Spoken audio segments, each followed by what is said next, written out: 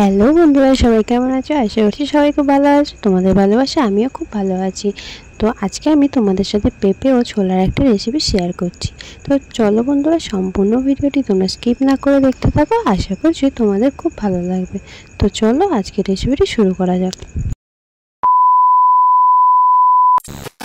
দেখো, এখানে আমি আলু আর পেঁপে একটু বড় বড় করে কেটে নিয়েছি। আর পেঁপেটা যেহেতু আমাদের গাছে, তাই একটু বড় বড় করে কেটেছি। আর এখানে ছোলা আছে, ছোলাটা আমি সারা রাত ভিজিয়ে রেখেছিলাম। আর দেখো, টমেটো কুচি নিয়ে নিয়েছি আর অল্প একটু আদা বাটা নিয়ে নিয়েছি। এটা যেহেতু নিরামিষ রান্না, তো প্রথমে আমি কড়াই বসিয়ে দিয়েছি। কড়াইটা গরম হয়ে গেছে, আমি কড়াইতে সর্ষের তেল দিয়ে দিলাম। তোমরা চাইলে রিফাইন তেলেও করতে পারো। তেলটা আমার গরম হয়ে গেছে, এবার আমি একটু ফোড়ন দিয়ে দেবো। ফোড়নের জন্য দেখো, কয়েকটা তেজপাতা, দুটো শুকনো লঙ্কা, অল্প একটু গোটা জিরে, অল্প একটু পাঁচ ফোড়ন দিয়ে দিলাম। তো এইটাকে আমি একটু ভালো করে ভাজা ভাজা করে নেব। তো তোমরা চাইলে শুধু পাঁচ ফোড়নও ইউজ করতে পারো, কেউ চাইলে কালো জিরেও ইউজ করতে পারো, সেটা তোমাদের ব্যাপার। আমি পাঁচ ফোড়ন আর গোটা জিরে দুটো অল্প অল্প করে দিলাম। তো এবারে আমি দেখো, প্রথমে আলুগুলো দিয়ে দিলাম। আলুগুলো দিয়ে আমি আলুগুলোকে একটু হালকা হালকা হালকা করে ভেজে নেব। তো দেখো, আমি একটু বড় বড় করে কেটেছিলাম। আর যেহেতু গাছের পেঁপেটা টাটকা, তাই পেঁপেটাও আমি বড় বড় করে কেটেছিলাম। আর আমি এভাবে আলুটাকে বেশ কিছুক্ষণ ধরে একটু ভাজা ভাজা করে নেব। তো চলো বন্ধুরা, সম্পূর্ণ ভিডিওটি তোমরা দেখতে থাকো, কেউ স্কিপ করে দেখো না।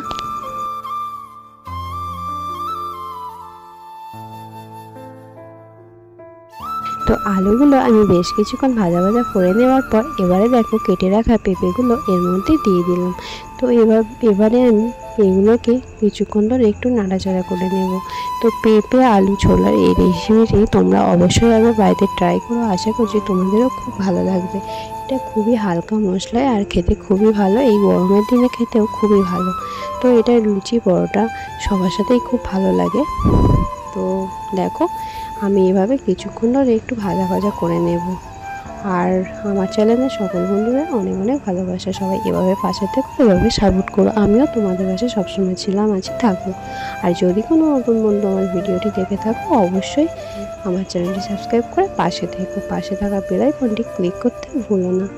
তো দেখো, কথা বলতে বলতে আমার অনেকটাই প্রায় ভাজা ভাজা হয়ে গেছে। এবার আমি এর মধ্যে পরিমাণ মতো লবণ দিয়ে দিলাম। লবণটা দেওয়ার পর আমি কিছুক্ষণ এটা ভাজা ভাজা করে নেব। তো চলো আজকের ভিডিওটি সম্পূর্ণ দেখতে থাকো। আর ভালো লাগলে অবশ্যই তোমরা কমেন্টের মাধ্যমে জানাবে।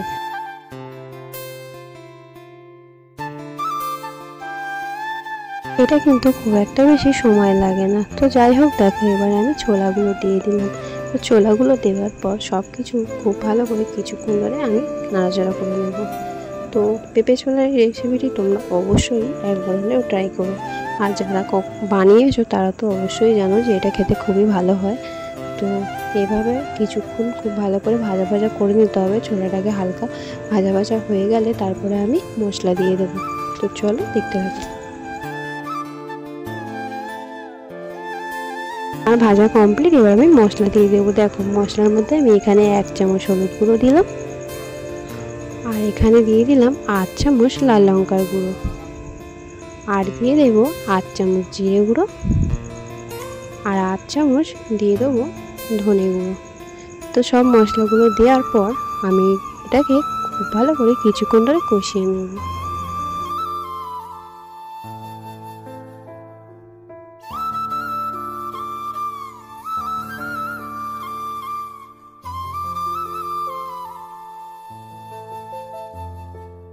মশলাটা কিছুক্ষণ ধরে কষিয়ে নিয়েছি। কষিয়ে নেওয়ার পর এবারে আমি যে টমেটো কুচিটা রেখেছিলাম, এবারে আমি টমেটো কুচিগুলো দিয়ে দিলাম। টমেটো কুচিগুলো দেওয়ার পরেও এবারেও বেশ কিছুক্ষণ ধরে আমি কষিয়ে নেব। আর হ্যাঁ, টমেটোটা চাইলে তোমরা স্কিপ করতেও পারো, আর যদি মন চায় দিতে পারো। না দিলেও ভালো হয়, আর দিলেও ভালো হয়। তো সেটা তোমাদের ব্যাপার, তোমরা কেউ চাইলে নাও দিতে পারো। তো এভাবে আমি বেশ কিছুক্ষণ ধরে এটাকে কষিয়ে নেব। আর একটা জিনিস, মশলা যত কষাবে রান্নার স্বাদ কিন্তু ততটাই ভালো হবে। তো যাই হোক, যে কোনো রান্না মশলা কষানোর উপর নির্ভর করে। সে নিরামিষ হোক বা মাছ মাংস যাই হোক, মশলা যত কষাবে রান্না ততটাই ভালো হবে। তো দেখো, এবারে আমি আদা বাটাটা দিয়ে দিলাম।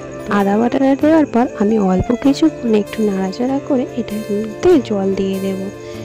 আদা কিন্তু বেশি ভাজলে তিতো হয়ে যায়, তাই আদাটা আমি একটু কম লাস্টেই দিলাম। তো এবারে দেখো আমি অল্প একটু জল দিয়ে মশলাটাকে একটু ভালো করে মিশিয়ে নিলাম। তারপরে আমি বাকি জলটা দিয়ে দেব। তো এটা তোমরা তোমাদের পরিমাণ মতো জল দেবে, যে যেরকম রাখতে চাইবে সে সেরকম জল দেবে। আমি যেহেতু এটা ঝোল করব না আর একেবারেই শুকনো করব না, তো সেই কারণে আমি পরিমাণ মতো জল দেব। জলটা তোমরা তোমাদের পরিমাণ মতো দিও। তো দেখো আমি কতটা জল দিচ্ছি তোমরা দেখে বুঝতে পারবে।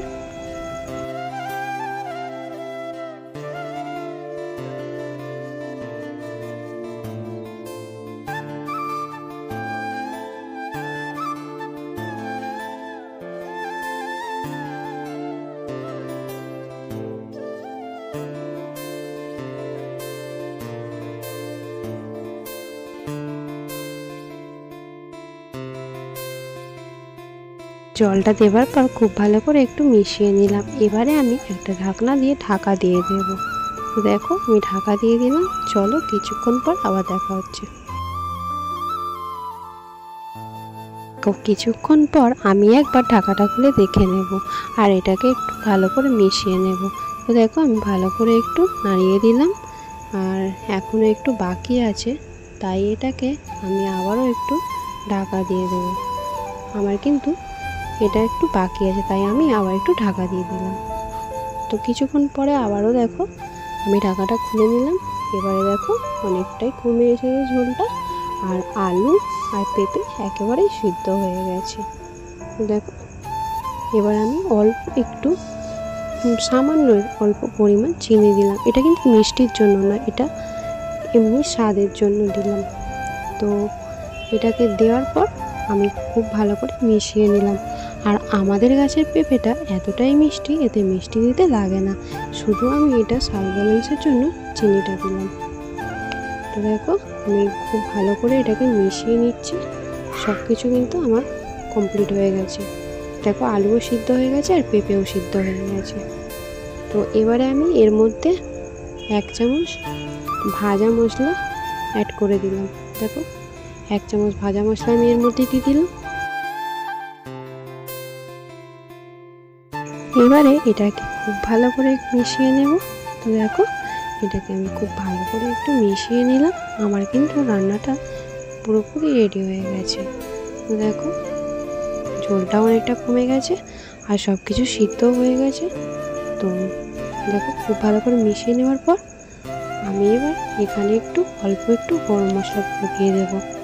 দেখো আমি অল্প একটু গরম মশলা গুঁড়ো দিয়ে দিলাম। তোমরা যদি মনে করো গরম মশলা গুঁড়োটা না দিতেও পারো, তো আমি একটু অল্প করে গরম মশলা গুঁড়ো দিয়ে দিলাম। দিয়ে এটাকে খুব ভালো করে মিশিয়ে নিলাম। তো মিশিয়ে নেওয়ার পর আমার কিন্তু রান্নাটা পুরোপুরি কমপ্লিট। দেখো দেখতে কিন্তু কতটা সুন্দর লাগে, যতটা সুন্দর লাগছে খেতেও কিন্তু ততটাই ভালো হয়েছিল। তো এভাবে অবশ্যই তোমরা একবার ট্রাই করো। তো এবারে দেখো আমি একটা প্লেটের মধ্যে এটাকে তুলে নিচ্ছি।